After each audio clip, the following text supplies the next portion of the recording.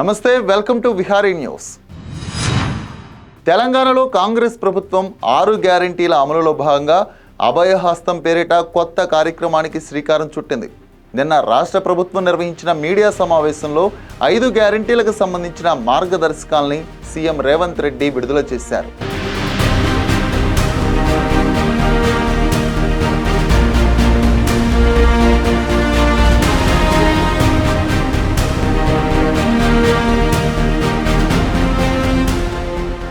తెలంగాణ ప్రభుత్వం 6 గ్యారెంటీలను 100 రోజుల్లో అమలు చేసే దిశగా అడుగులు వేస్తుంది. గతంలో ప్రకటించిన 6 గ్యారెంటీల్లో యువ వికాసం మినహా మిగతా 5 గ్యారెంటీలను అమలు చేయడానికి ప్రభుత్వం సన్నద్ధమైంది.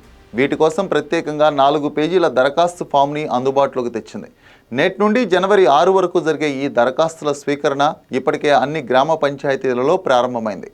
ఇక ఇదే అదునుగా భావించిన కొంతమంది దళారులు అభయహస్తం దరఖాస్తుల దందాకు తెరతీశారు. సామాన్య ప్రజల నుండి ఒక్కో ఫామ్ను 50 నుండి 100 రూపాయలకు అమ్ముతున్నారు. దీంతో ఈ దందాపై సర్వత్రా విమర్శలు వెల్లువెత్తుతున్నాయి.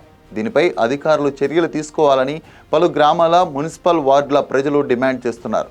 ఇప్పటికే ప్రభుత్వం అభయహస్తం అమలుని పారదర్శకంగా నిర్వహించాలని ప్రతి మండలానికి ఒక ప్రత్యేక అధికారిని నియమించింది.